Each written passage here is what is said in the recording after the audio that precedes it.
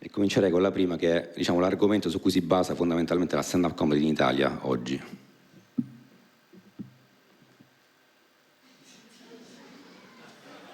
Questa, diciamo, è un po' la copertina della stand-up comedy in Italia.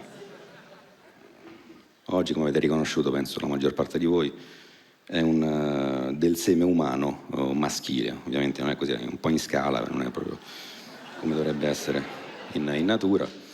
E questa, diciamo, è un po' la condizione sine qua non per cui se non usi questa non puoi fare stand-up, cioè non fai un riferimento al termine che indica questa cosa con una parola che somiglia un po' alla parola suburra, così non fai stand-up ma sei Totò. Questa più o meno è la condizione oggi in Italia della stand-up comedy.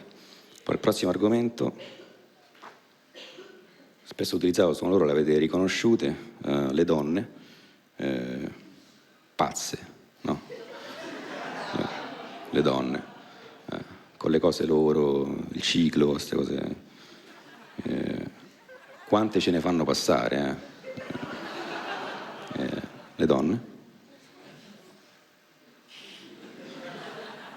Loro l'avete riconosciuti, gli omosessuali. Omosessuali.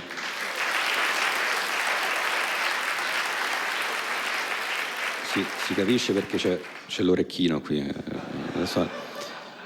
omosessuali sono spesso affrontati nella stand-up comedy in maniera positiva, ci mancherebbe, insomma, che gli vuol dire gli omosessuali, solo che a me mi dà un po' fastidio ultimamente perché iniziano ad appropriarsi di cose anche di noi eterosessuali puri al 100%, come per esempio ho scoperto che in un gay pride recente hanno messo a ripetizione la mia canzone preferita, Hit Me Baby One More Time, quindi un po' questa cosa mi ha dato fastidio. Al prossimo.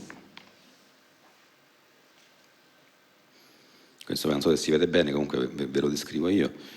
Questa non è la religione, perché anche la religione è un tema molto utilizzato nella stand-up, però a me non va molto di parlarne perché comunque chi viene qui in genere a vedere degli spettacoli è uno che è già un po' svezzato, quindi che non crede in Dio, e quindi mi sembra un po', insomma, ridondante, sembra come predicare ai convertiti, oppure no? Oppure c'è ancora qualcuno che crede in Dio? Oggi? Nel 2013? Scusa, era una battuta vecchia, scusa. No, la cosa è che questa invece no, non è la religione, ma sono i what if scenarios, diciamo i cosa sarebbe successo se, puntini puntini, una cosa spesso usata nella stand-up, in questo caso è cosa sarebbe successo se San Francesco avesse la macchina del tempo.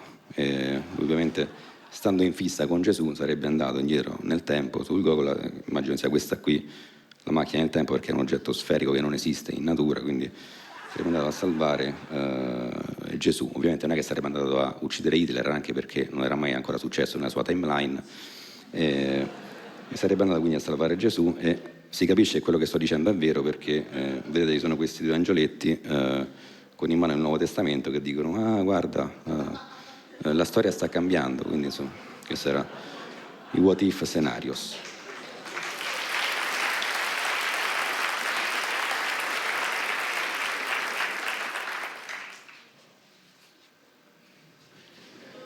Il prossimo argomento ovviamente sono loro, i preti pedofili. Preti pedofili che ovviamente sono spesso usati nella stand-up, ma io diciamo, mi sento quasi un po' in debito nei confronti dei preti pedofili, per tutte si hanno fatte un po' di marachelle, però tutti ci hanno regalato nei comici un sacco di materiale su cui fare battute e di conseguenza a voi pubblico un sacco di ore di risate diciamo, a loro spese, grazie a noi come tramite, quindi io farei quasi un applauso ai preti pedofili per tutto quello di buono che ci hanno dato, ecco, grazie ai preti pedofili. Poi ovviamente ci sono anche i preti non pedofili, i preti non pedofili, poi c'è, no scusate, era al contrario, i preti non pedofili, che comunque sono il 94% dei componenti del clero, quindi comunque ringrazierei anche loro per aver resistito alla tentazione di aver fatto niente di cose strane. Una persona sola applaude, però questo fa, vabbè,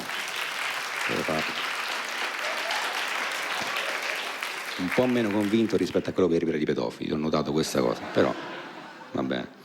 Il prossimo ovviamente, vabbè, lui l'avete riconosciuto, po' la star della serata, il Duce, che in realtà non è un argomento di cui si parla spesso nella stand-up, però mi piaceva a me mettercelo e quindi ce l'ho messo, un po' questo feticismo.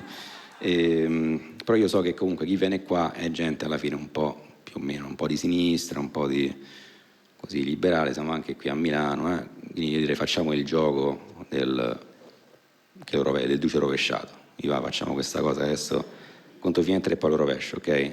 Ci siamo? Pronti? 1, 2. Niente, questo sarà la